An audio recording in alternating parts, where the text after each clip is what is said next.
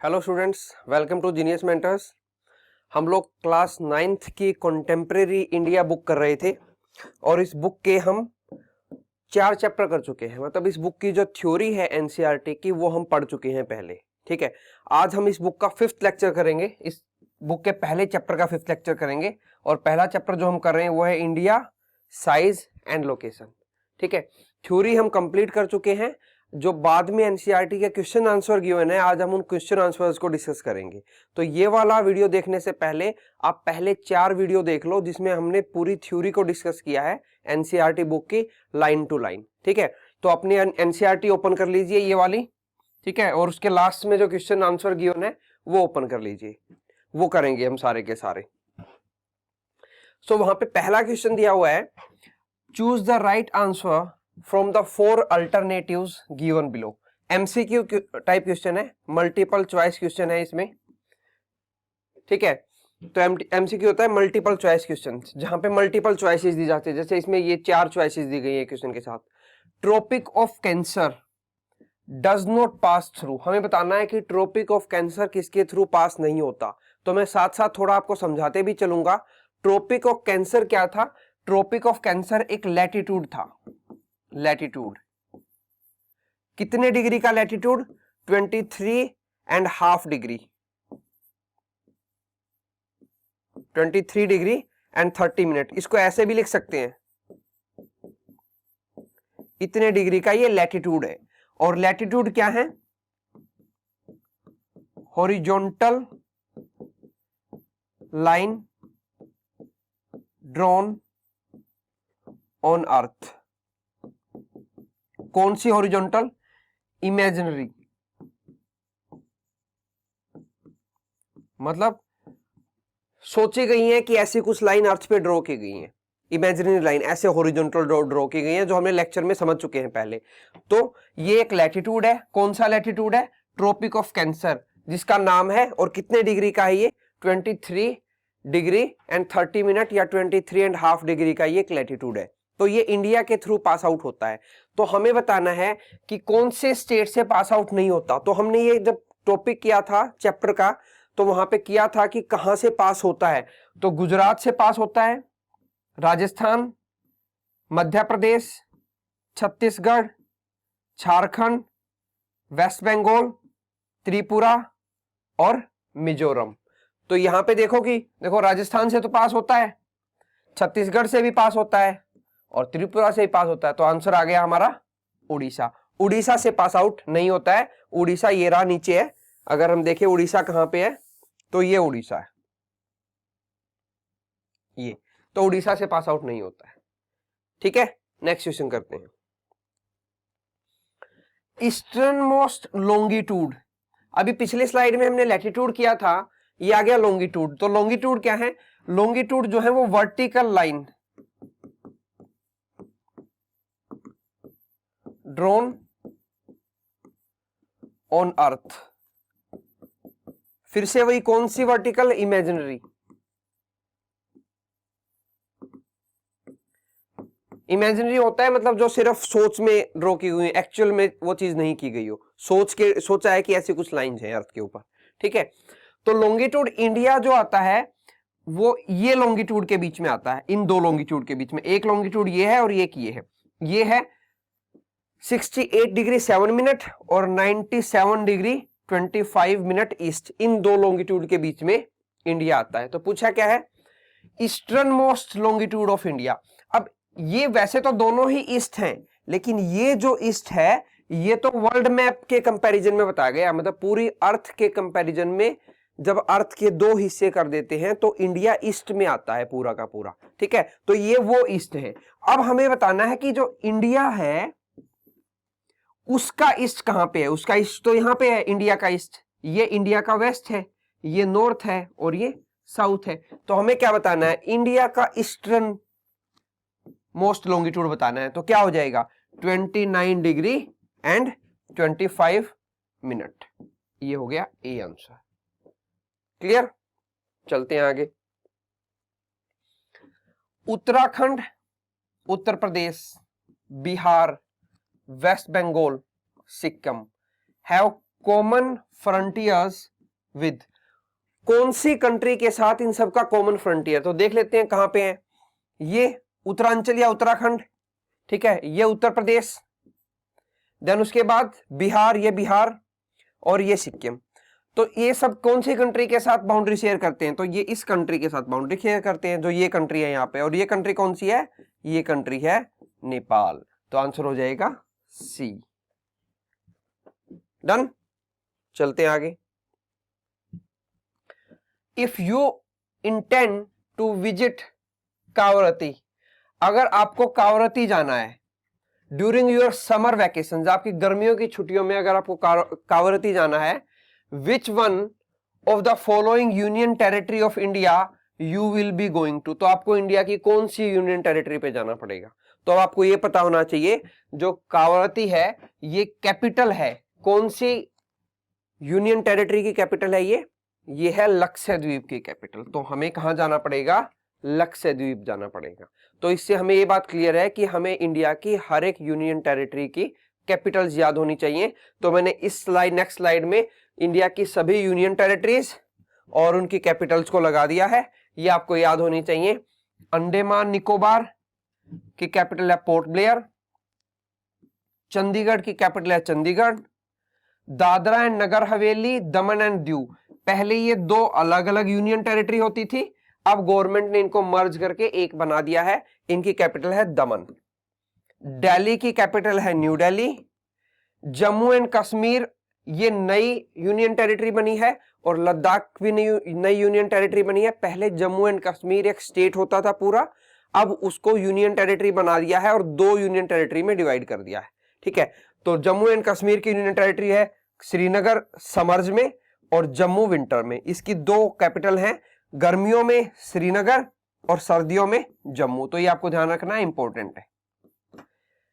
लक्षद्वीप, कावरती अभी हम करके आए हैं, यही क्वेश्चन था। पुदुचेरी की कैपिटल है पौंडीचेरी, पहले इसका नाम भी पौंडीचेरी होता था, बाद में बदल के उसका नाम पुदुचेरी कर दिया है, लेकिन उसकी कैपिटल जो है वही है पौंडीचेरी। और लद्दाख की कैपिटल है लेह। लद्दाख को आपको इसलिए भी याद रखना है कि लद्दाख इंडिया की लार्जेस्ट यूनियन टेरिटरी है। अगर पूछ लिया जाए कि इंडिया की सबसे बड़ी यूनियन टेरिटरी कौन सी है, तो वो हो जाएगी लद्दाख। तो स्मॉलेस्ट कौन सी है, तो स्मॉलेस्ट है लक्षद्वीप। इंडिया की स्मॉलेस्ट यूटी अगर आपसे पूछ लिया जाए तो लक्षद्वीप है, और इंडिया की लार्जेस्ट यूटी अगर आपसे पूछा जाए तो लद्दाख है, और लद्दाख की कैपिटल है लेह। ये मैंने साथ में सारे स्टेट्स भी लगा दिए हैं, तो आपको सभी स्टेट्स की भी कैपिटल याद होनी चाहिए। मैं एक बार कैमरे के आगे से हट जाता हूं, आप इसको पॉज करके भी देख लो कि कौन से स्टेट की कौन सी कैपिटल है, और ये कैपिटल्स आपको सारी की सारी याद होनी चाहिए, ठीक है, क्लियर। नेक्स्ट मूव करते हैं। My friend hail from a country, hail मतलब वो आता है उस कंट्री से, he belongs to that country, which does not share land boundary with India, जिसकी इंडिया के साथ लैंड बाउंड्री नहीं है। मतलब मेरा फ्रेंड किसी एक ऐसे कंट्री से बिलोंग करता है जिसकी इंडिया के साथ लैंड बाउंड्री नहीं है। तो ऐसी कौन सी कंट्री है जिसकी इंडिया के साथ लैंड बाउंड्री नहीं है, तो देखो भूटान, तो भूटान तो ये रहा, इंडिया की लैंड बाउंड्री है भूटान के साथ, तो ठीक है। तजाकिस्तान, ताजिकिस्तान की नहीं है, ठीक है। बांग्लादेश ये रहा, बांग्लादेश के भी लैंड के साथ भी हमारी लैंड बाउंड्री है, और नेपाल के साथ तो है ही है। तो आंसर क्या हो जाएगा, ताजिकिस्तान हो जाएगा। देन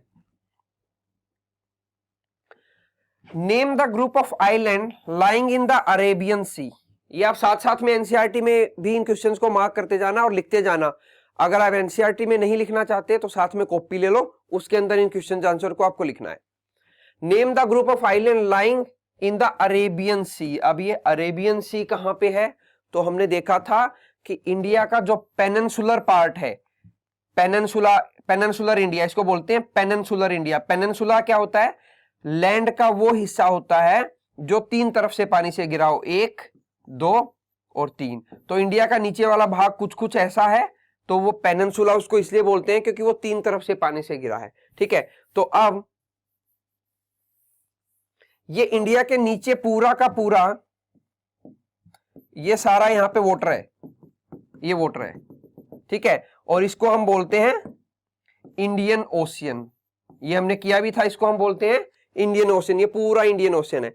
तो इंडियन ओशियन की दो ब्रांच है, ये इधर वाली ब्रांच को बोलते हैं अरेबियन सी और इधर वाली ब्रांच को बोलते हैं बे ऑफ बंगाल। ये हमने किया था क्लास में। क्वेश्चन क्या पूछा है, name the group of island. Island वो हिस्सा होता है किसी भी लैंड का, कोई भी लैंड है उस, अगर वो चारों तरफ से पानी से घिरी हुई है, अगर लैंड के चारों तरफ पानी है, ठीक है, तो उसको हम बोल देंगे आइलैंड। ठीक है, तो हमें यहां क्या बताना है, हमें बताना है group of island lying in the Arabian Sea. Arabian Sea में कौन से ग्रुप ऑफ आइलैंड है, तो यहाँ पे कुछ आइलैंड्स हैं इंडिया के अरेबियन सी में, उनको हम बोलते हैं लक्षद्वीप।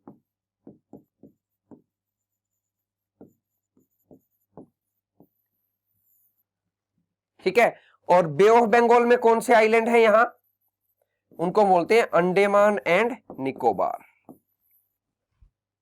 क्लियर, चलो ये बे ऑफ बंगाल और अरेबियन सी इंडियन ओशियन की दो ब्रांच हैं, ये याद रखना। फॉलोइंग क्वेश्चन ब्रीफली बताना है, ब्रीफली मतलब छोटा सा आंसर करना है हमें। Name the countries which are larger than India. तो इंडिया से बड़ी कौन कौन सी कंट्री है वो हमें बताना है सारी की सारी। तो ये हमने एनसीईआरटी में ही किया था, दिया हुआ है डायग्राम भी। तो इंडिया से बड़ी कौन सी कंट्री है, सबसे बड़ी कंट्री है रसिया, सेकंड नंबर पे है Canada, then USA, then China, Brazil और ऑस्ट्रेलिया, और 7th नंबर आता है इंडिया का। तो आपको इन सभी कंट्रीज के नाम लिखने हैं, ये कंट्री जो है वो इंडिया से बड़ी है। क्लियर, चलो answer briefly. Name the island group of India lies to its south east. तो पहले तो डायरेक्शन देख लो, ये नॉर्थ, ये साउथ, ये वेस्ट और ये ईस्ट। तो साउथ और ईस्ट, तो इस हिस्से की बात कर रहे हैं, इस हिस्से की। ये क्या है, बे ऑफ बंगाल अभी किया था हमने। और बे ऑफ बंगाल में क्या किया था, यहां कुछ आइलैंड हैं इंडिया के जिनको बोलते हैं अंडमान एंड निकोबार। तो अंडमान एंड निकोबार आइलैंड है इंडिया के यहां पे। उनकी कैपिटल हमने क्या की थी अंडमान निकोबार की, याद करो, पोर्ट ब्लेयर। ठीक है, चलो which island countries are our southern neighbour. कौन से आइलैंड कंट्री ऐसी हैं जो हमारे साउदर्न नेबर है, मतलब इंडिया के साउथ में आते हैं और आइलैंड है। आइलैंड मतलब चारों तरफ से पानी से घिरे हुए हैं। तो हमने एनसीईआरटी में पढ़ा था दो मेनली, ठीक है, एक है श्रीलंका, ठीक है, और कैपिटल आप लोगों को बतानी है श्रीलंका की क्या कैपिटल है। ठीक है, कैपिटल ढूंढो श्रीलंका की, नीचे कमेंट बॉक्स में लिख के बताओ कि श्रीलंका की कैपिटल क्या है। ठीक है, और दूसरी ऐसी कंट्री कौन सी थी, मालदीव्स। ठीक है, और मालदीव्स की कैपिटल भी बताओ क्या है, आपको पता होनी चाहिए। ठीक है, तो ये आपका होमवर्क है कि आपको श्रीलंका और मालदीव्स की कैपिटल बतानी है कि इनकी कैपिटल क्या है, क्योंकि ये दो आइलैंड कंट्री हैं जो इंडियन ओशियन में हैं और हमारे नेबरिंग कंट्री हैं दोनों। ठीक है, next, sun rises 2 hour earlier in Arunachal Pradesh as compare to Gujarat in west, but the watches show the same time, how does this happen. ये कैसे होता है कि सन जो है अरुणाचल प्रदेश में 2 घंटे पहले निकलता है। हम एक बार देख लें थोड़ा सा इंडिया का मैप में कैसे होगा, ऐसे होगा, यहां कहीं गुजरात है और यहां कहीं अरुणाचल प्रदेश है। मैं मैप नहीं बना रहा हूं एग्जैक्ट, लेकिन आइडिया दे रहा हूं कि दो हमने किया था, 2 लॉन्गिट्यूड इंडिया के, ठीक है, यहां से यहां तक। तो यहां कहीं अरुणाचल प्रदेश में सन 2 घंटे पहले निकलना चाहिए क्योंकि ये ईस्ट है और ये वेस्ट है, and sun rises in the east. ठीक है, तो यहां अरुणाचल प्रदेश में 2 घंटे पहले निकलना चाहिए और वेस्ट में गुजरात में 2 घंटे बाद निकलना चाहिए। लेकिन ये कह रहा है कि ऐसा नहीं होता, आप टाइम देखोगे तो यहां पे अरुणाचल प्रदेश में भी वही होता है और गुजरात में भी वही होता है, लेकिन एक्चुअल में ऐसा नहीं होना चाहिए। तो उसके लिए हमने कंसेप्ट पढ़ा था इंडियन स्टैंडर्ड टाइम, IST। पहले तो ये देख लेते हैं कि ये डिफरेंस क्यों है 2 घंटे का टाइम में। तो ये जो डिफरेंस है इस लॉन्गिट्यूड और इस लॉन्गिट्यूड के बीच में लगभग 30 डिग्री का डिफरेंस है। लगभग 30 डिग्री का। तो अर्थ जो है वो 24 घंटे, और इसको मैं मिनट में कन्वर्ट कर लूं तो 60 से मल्टीप्लाई कर दूं, इतने मिनट में 360 डिग्री घूम जाती है। 24 घंटे में अर्थ अपनी एक्सिस पे पूरा रोटेट कर लेती है लगभग, ठीक है। एक्चुअल में वो होता है 23 hours 56 minute and 4 point something second होता है एक्चुअल में, लेकिन उस पर नहीं जाएंगे। हम मानते हैं कि 24 घंटे में अर्थ जो है वो अपने एक्सिस पे रोटेट करती है। तो ये भी दो अलग कंसेप्ट है, रोटेशन, अर्थ का रोटेशन अपनी एक्सिस पे, और सन के चारों तरफ घूमती है, उसको बोलते हैं रिवॉल्यूशन। कि अर्थ का रिवॉल्यूशन क्या है, ठीक है, और रोटेशन क्या है। तो रोटेट करती है अर्थ 360 डिग्री कितने टाइम में, 24 घंटे में। तो 1 डिग्री कितने में करेगी, तो कट कर लो, ये 6 पे कट हो गया और ये 4 पे कट हो गया। तो 1 डिग्री मूव करने में 4 मिनट लेती है अर्थ, ठीक है। तो अर्थ रोटेट हो रही है, हमें कितना रोटेट करना है अर्थ को, 30 डिग्री रोटेट करना है, क्योंकि इन दोनों के बीच का डिफरेंस 30 डिग्री है। क्योंकि सन तो फिक्स है ना, सन यहां फिक्स है, ठीक है। तो यहां उसको अरुणाचल प्रदेश वालों को सन दिखेगा, तो फिर वो रोटेट होगा ना, अर्थ का ये हिस्सा यहां सन के सामने आ गया, फिर रोटेट होके धीरे धीरे वो वाला आ जाएगा, ठीक है। हमें तो देखना है कि इन दोनों के बीच में कितना टाइम लगता है, ठीक है। तो 1 मिनट में रोटेट होती है, 1 डिग्री रोटेट होती है 4 मिनट में, 1 डिग्री की रोटेशन 4 मिनट में, तो 30 डिग्री कितने में रोटेट होगी, तो 4 इंटू में 30 मतलब 120 मिनट, और 120 मिनट को घंटों में बदलेंगे तो कितने घंटे आ जाएंगे, 2 घंटे। तो पहले तो आप ये समझ लो, ये 2 घंटे का डिफरेंस ऐसे होता है, ये हम लेक्चर में भी कर चुके हैं। अब लेकिन ये 2 घंटे का डिफरेंस हमें दिखता क्यों नहीं है, अब बात ये आती है कि हमें क्यों नहीं पता लगता, हमारी घड़ी में तो सेम टाइम होता है। अगर अरुणाचल प्रदेश वाला पर्सन देखेगा तो भी सुबह उतने बजे ही सन उग रहा है, और गुजरात वाला देख रहा है तो भी उतने ही बजे। तो उसके लिए हमने एक कंसेप्ट किया था इंडियन स्टैंडर्ड टाइम का, अगर आपको याद हो 82 डिग्री 30 मिनट पे हमारा इंडियन स्टैंडर्ड टाइम है। और ये इंडियन स्टैंडर्ड टाइम भी कुछ नहीं है, मैंने आपको बताया था, ये एक लॉन्गिट्यूड है। तो इस लॉन्गिट्यूड के अकॉर्डिंग यहां के गुजरात के टाइम को और अरुणाचल प्रदेश के टाइम को हम लोग मैनेज करते हैं, या एक तरह से कह लो मैनिपुलेट करते हैं, मतलब हमारे अकॉर्डिंग सेट कर लेते हैं इस टाइम के अकॉर्डिंग, ठीक है। जो इंडियन स्टैंडर्ड टाइम है उस टाइम के अकॉर्डिंग हम गुजरात और अरुणाचल प्रदेश के टाइम को सेट कर लेते हैं अपने अकॉर्डिंग, इसलिए हमें वो डिफरेंस पता नहीं लगता। क्लियर है, समझ में आ गया कि ये डिफरेंस हमें पता क्यों नहीं लगता, क्योंकि एक इंडियन स्टैंडर्ड टाइम है, time in the Gujarat and time in the Arunachal Pradesh are set according to Indian standard time, that is 82 degree 30 minute, that's why we do not feel any difference in the time. ये हो गया इसका answer, clear. चलो, ये concept भी है, ये मैंने आपको क्लास में पूरा करवाया था और ये मैंने अभी आपको बता भी दिया, तो आप वीडियो को पॉज करके इस कंसेप्ट को भी दोबारा देख सकते हो सारे को। ये हमने क्लास में जब लेक्चर में किया था तब किया था पूरा। The central location of India, कहां पे central location, at the head of Indian ocean in Asia आना चाहिए, is considered of great significance. तो उसका सिग्निफिकेंस बहुत ज्यादा है कि इंडिया का सेंट्रल लोकेशन है। किसमें सेंट्रल लोकेशन है, जो एशिया है ना, वहां एशिया में ऐसे है इंडिया का लोकेशन सेंट्रल, साउथ की तरफ सेंट्रल लोकेशन है, मतलब बीच में होते हुए नीचे की तरफ निकला हुआ है इंडियन ओशन में। तो इससे इंडिया को क्या सिग्निफिकेंस मिलता है, अगर आपने हमारा लेक्चर देखा है अच्छे से तो मैंने वहां पे बताया था आपको क्या सिग्निफिकेंस मिलेगा, कि इंडिया इंडियन ओशियन में होने की वजह से हमारे चारों तरफ पानी ही पानी है, यहां पानी है, यहां पे भी पानी है, और यहां पे अफ्रीका है कॉन्टिनेंट, और फिर ऊपर आ जाता है यूरोप, और यहां है वेस्ट एशिया, ये वेस्ट एशिया, ये यूरोप, ये अफ्रीका, और इधर आ जाता है वेस्ट एशिया, ये सारा वेस्ट एशिया आ जाएगा, इधर ईस्ट एशिया, सॉरी ये ईस्ट एशिया आ जाएगा। तो पानी होने की वजह से हम अफ्रीकन कंट्रीज के साथ, यूरोपियन कंट्रीज के साथ, वेस्ट एशियन कंट्री के साथ, इधर ईस्ट एशियन कंट्रीज के साथ इजिली ट्रेड कॉन्टेक्ट बना पाते हैं, मतलब हम सामान को इजिली वहां भेज देते हैं, वहां से इजिली हमारे पास आ जाता है, क्योंकि बीच में कोई कंट्री है ही नहीं, सारा पानी ही पानी है। तो इसलिए हम लोगों को वहां पे एक एक्स्ट्रा एडवांटेज मिल जाता है। अगर कोई कंट्री सपोज एशिया में यहां पे है, यहां कोई कंट्री है एशिया में, तो वो इन कंट्रीज तक पहुंचने के लिए उसको बाकी कंट्रीज से परमिशन लेनी पड़ेगी। हमें ऐसी कोई परमिशन की रिक्वायरमेंट है नहीं, तो इजिली हम ट्रेड कर पाते हैं इन कंट्रीज के साथ। तो वही हमने लिख दिया, India is a southward extension of Asia, Asia की साउथवर्ड एक्सटेंशन है। ट्रांस इंडियन ओशियन रूट, इसको बोलते हैं ट्रांस, मतलब इंडियन ओशियन से बाहर के जो रूट हैं उनको बोलते हैं ट्रांस। ट्रांस मतलब बाहर, किससे? इंडियन ओशियन से, कि इंडियन ओशियन से बाहर जब हम जाते हैं जो रूट हैं उनको बोल देंगे trans Indian Ocean route. Which connect the country of Europe, Africa and West Asia in the west, ये मैंने समझाया कि यहां कनेक्ट करती है।